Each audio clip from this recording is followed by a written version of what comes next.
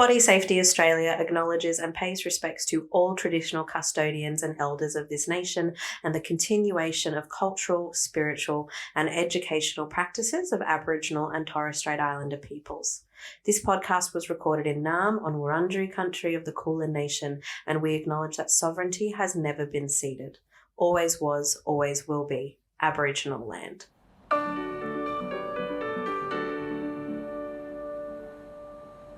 Welcome back, everyone.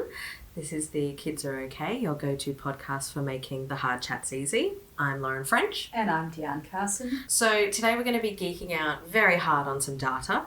And I think this is really important for us all to dive into, even if you're not the biggest of data people.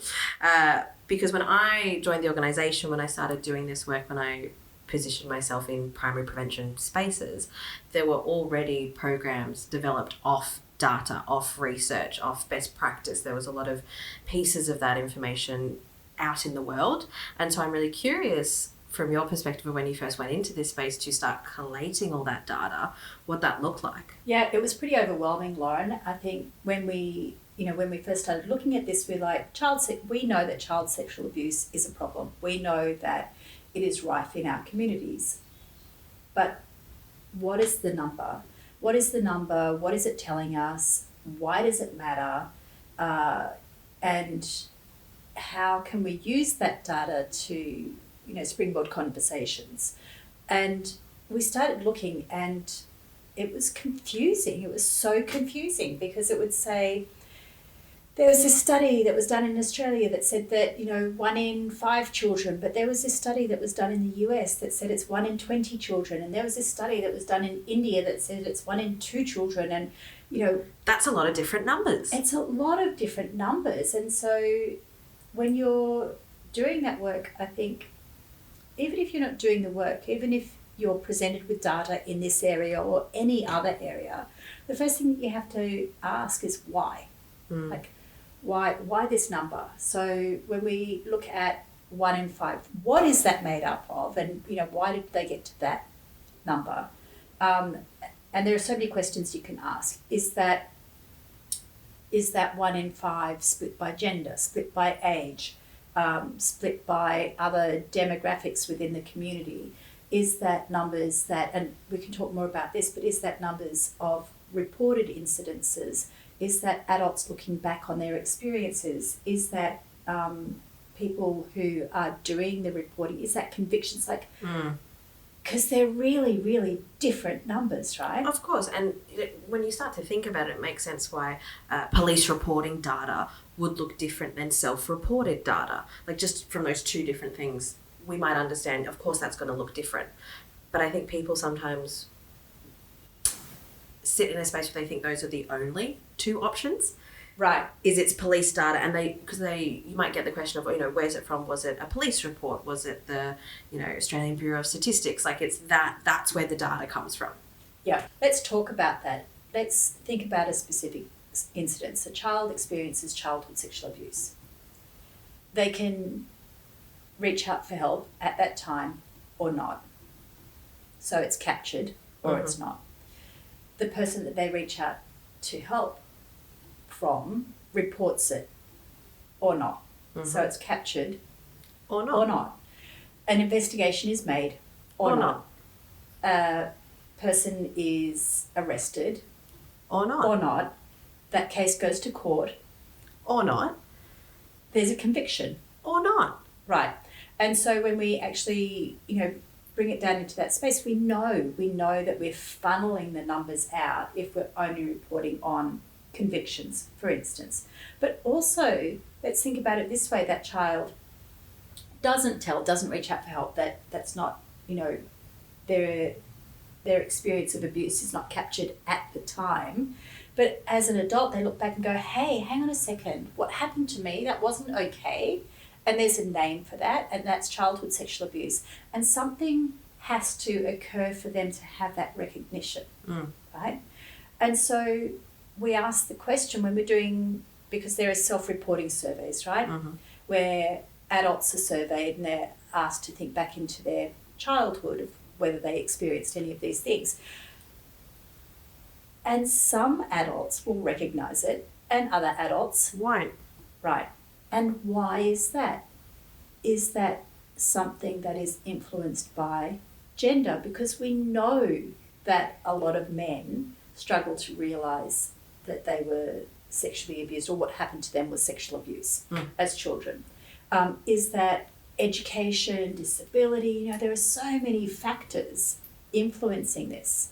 Right? It's almost like the intersections of all the spaces we've talked about in previous episodes will come up when we talk about data. Exactly.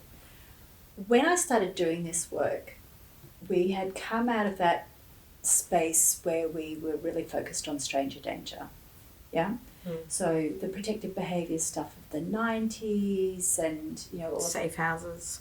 The safe houses. Like, I'm a safe house. Just come here. on in. Yeah. Doors open. Doors All open. Because I said I was. And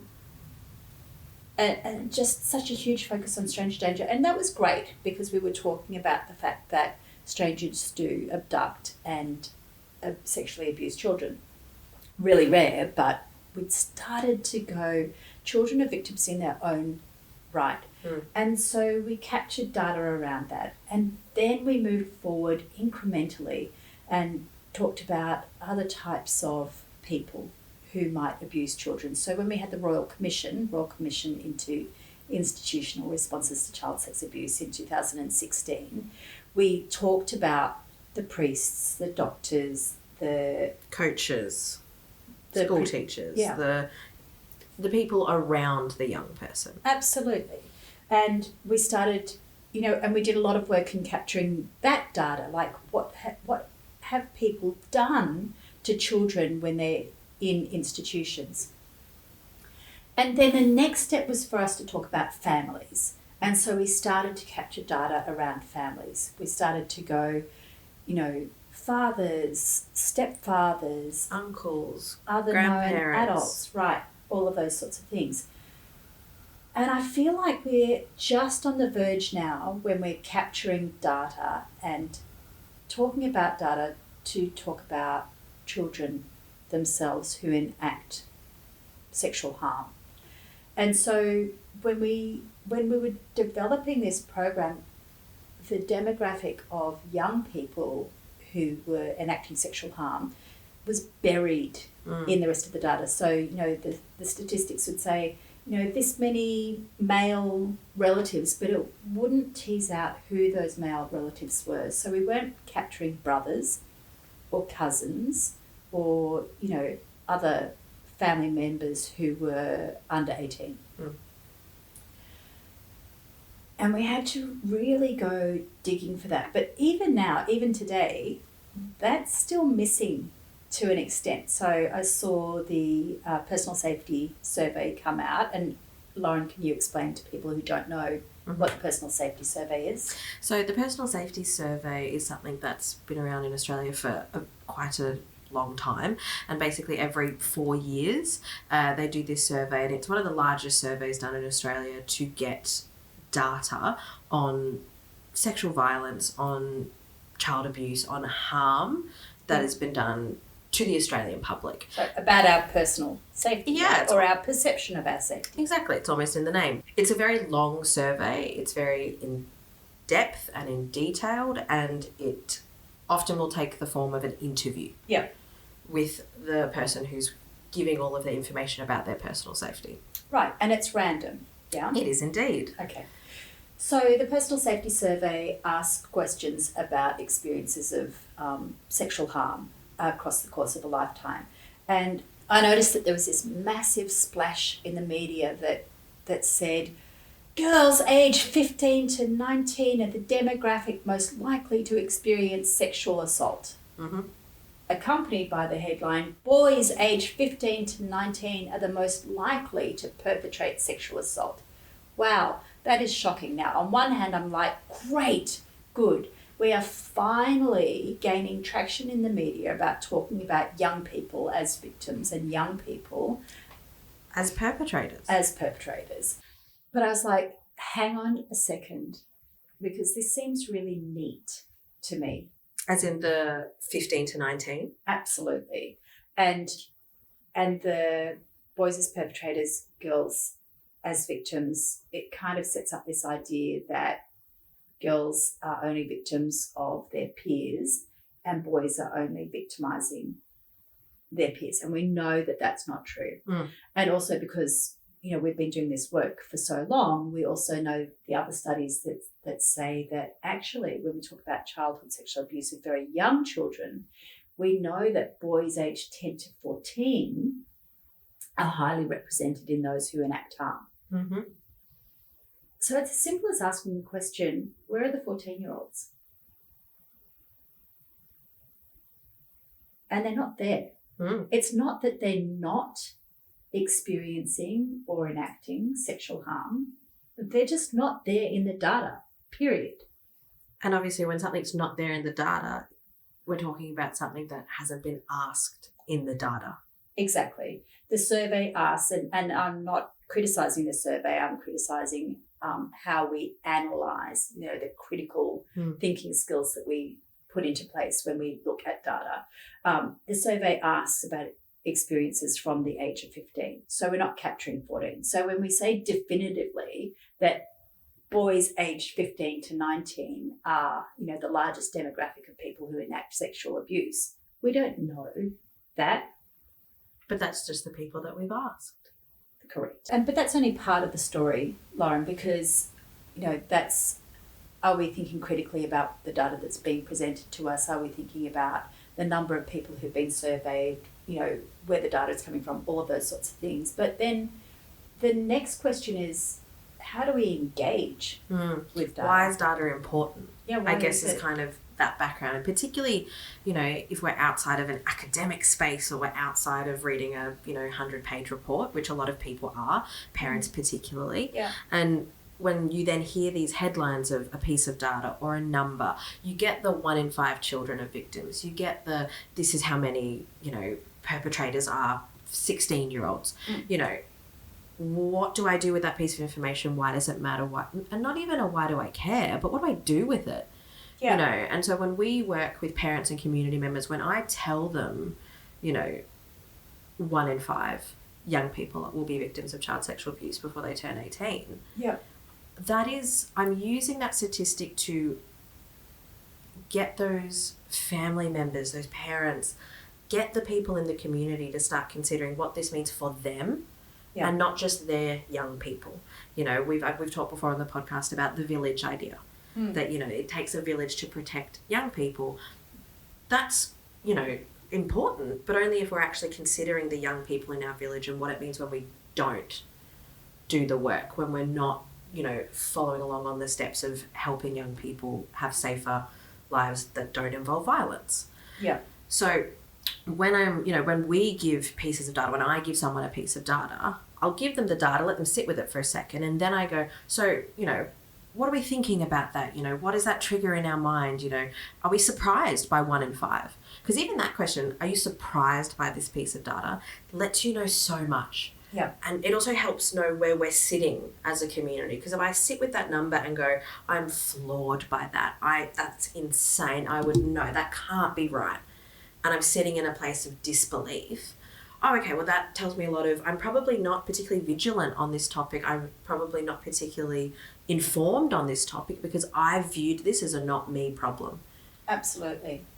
And I think at a certain point, numbers become meaningless, right? Like if you say 1 in 500,000, it's really hard to envisage what 500,000 looks like and understand, you know, the risk or lack of risk in that space. So I think how we present data is also really good because we're talking to people. Yeah. So it's almost like telling a story. So 1 in 5, yep, great, fine. But 1 in 5 is maybe 4 children in a standard classroom. Yeah.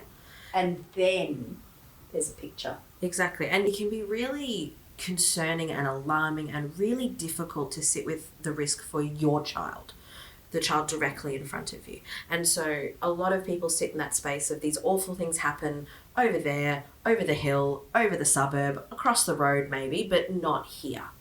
And when you can help someone understand that this is your classroom, this is your child's classroom, this is your child's friends, Yeah. In that friend group, this is how many young people are going to experience harm. It makes it not only just more front of mind, but easier for that adult to connect, oh, okay, this is actually important for me. Totally.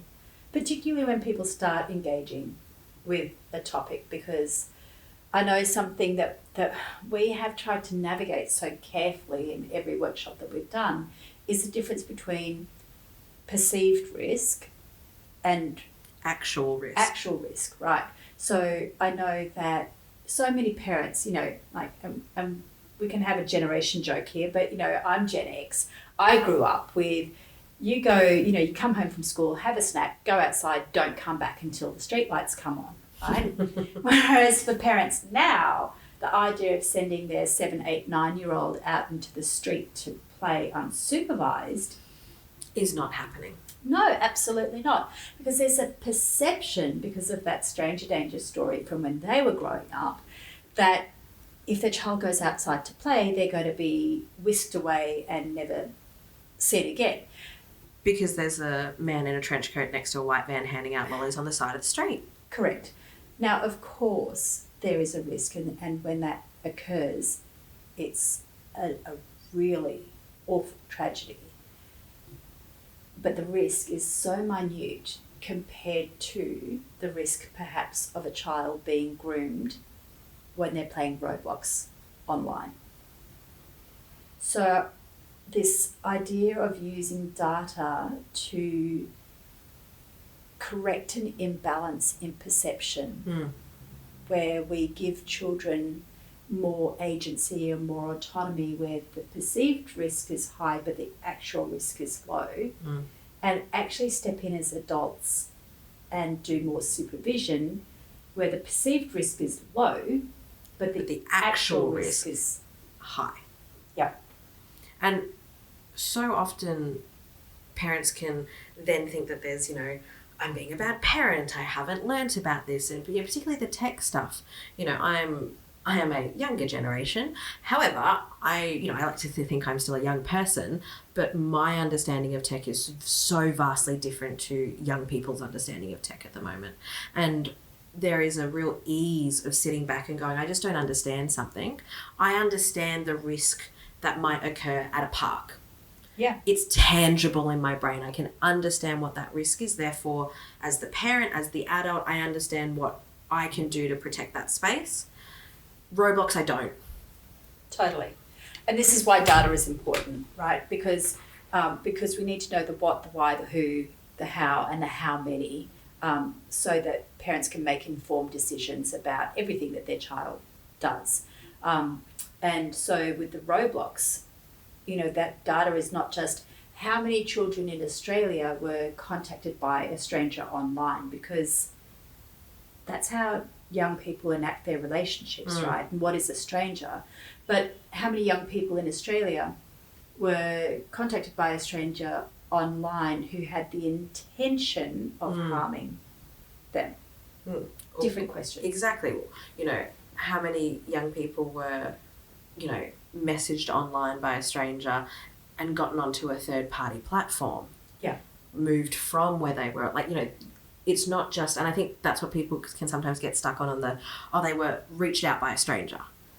And it's like, I understand why you're stuck on that, but it's broader. It's the why, it's the beyond just that initial someone reached out. Yeah, but bringing it back to data, because I know that we can absolutely fall down a rabbit hole of going, this is what's happening with tech facilitated, grooming and abuse of children. And I think that's an entire... You're pulling me out of my tangent. Okay, fine. Yeah, I am pulling you right out of your tangent and going, it's these spaces where we need data to be able to inform adults so that adults can make decisions. But us as adults, we also need to have a really critical eye over that data and be asking all of the questions. So for the adults and the parents and the community members that are listening to this, that are going, okay, well, tomorrow I'm going to open the newspaper, maybe, or actually I'm going to open my phone, I'm going to hear a piece of, data that's being used in a headline, on the radio, on the news. What do I do with that?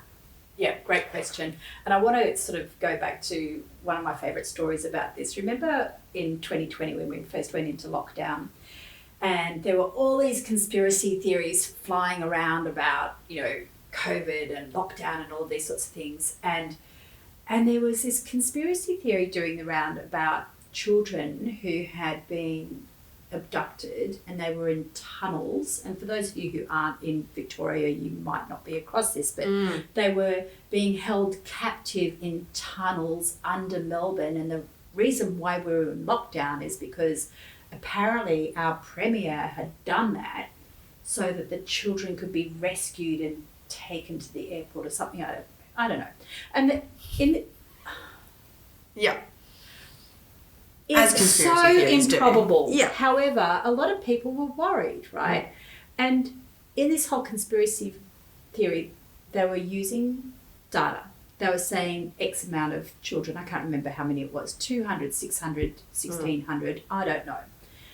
So what I did, and I was asked about this in a parent workshop, so what I did is I went, let's look at the data. How many children a year are abducted in Australia? And how many of those children are not returned to their guardian within 24 hours? Okay, that's a pretty short time frame. Not if obviously you're that child and that family, but then, this idea that these children are being kept in tunnels, like they've been missing for a while. So how many children are abducted a year in Australia, aren't returned to their families, within 24 hours, aren't part of a custody dispute? And as far as I could tell, you know what the answer was? 400,000. Oh, it's a little bit out, Lauren. 2. Yeah. 2 children a year. So, which is still 2 children. Like, I don't want to make light. No, we're saying that, that's 2 children too many. What we're saying is it's not 400,000. Or 160 or 650, right? So when we are faced with this misinformation, or we're faced with data that just seems a little bit improbable or a little bit too neat, we just have to start asking questions, looking for secondary sources, looking for multiple secondary sources, and just being a little bit more critical in our thinking skills, and asking also the question, where is my source coming from? Yeah. And if the source is pulling a piece of data, where's that data coming from? So, if it's this many young people, okay, so when, you don't have to go straight into the weeds of methodology and all of that kind of stuff in the paper, but just a simple, the cohort of people that was in the data, who was asked, what the age is, what demographics, just a simple little slice of the abstract. Yep. Because that also is very telling. Absolutely. Did they ask 6 people who were at the pub? Was it the pub test that we were doing, or was it a national survey of, many tens of thousands of randomly selected Because it does happen. I've seen the headline that goes out, and it's a big claim. It's this big thing, and I go, wow, like I haven't heard that before. That does seem alarming. And then I look in the study, and it was it was a long study. Facebook poll. No. Or you look in the study, and it was 6 people. Yeah.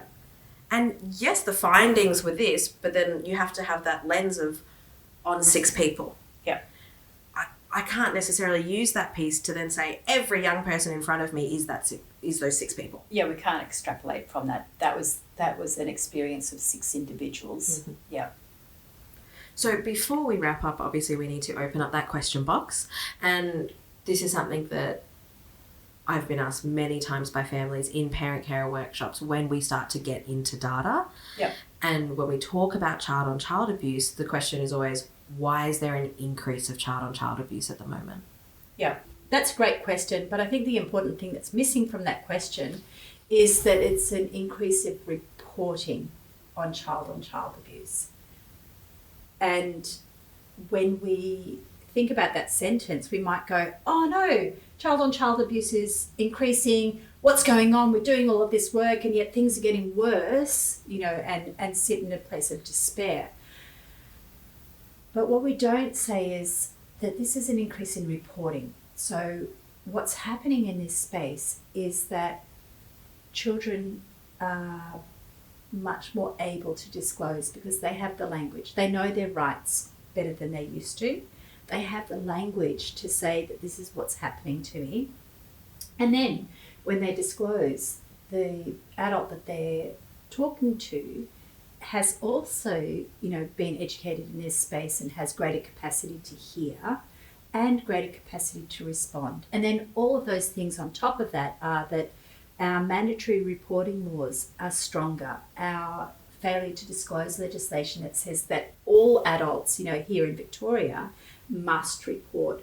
All of our child safe standards, our national principles for child safe organisations, all of these things mean that the likelihood of a child being sexually abused, disclosing, being heard and help being sought is much, much higher than it was for a child in the past. So what does the data tell you? We actually don't know. We don't know if it's an increase in cases of sexual abuse or just an increase in reporting. But we do know from this work that absolutely our community is much, much more empowered to act than they ever have been before. And that's a pretty good positive to end on. Thanks. Well, thank you so much for geeking out with me, Deanne, and for everyone listening. I hope you're not too geeked out of a podcast episode. I'm Lauren French. And I'm Deanne Carson. And don't forget, the kids are okay.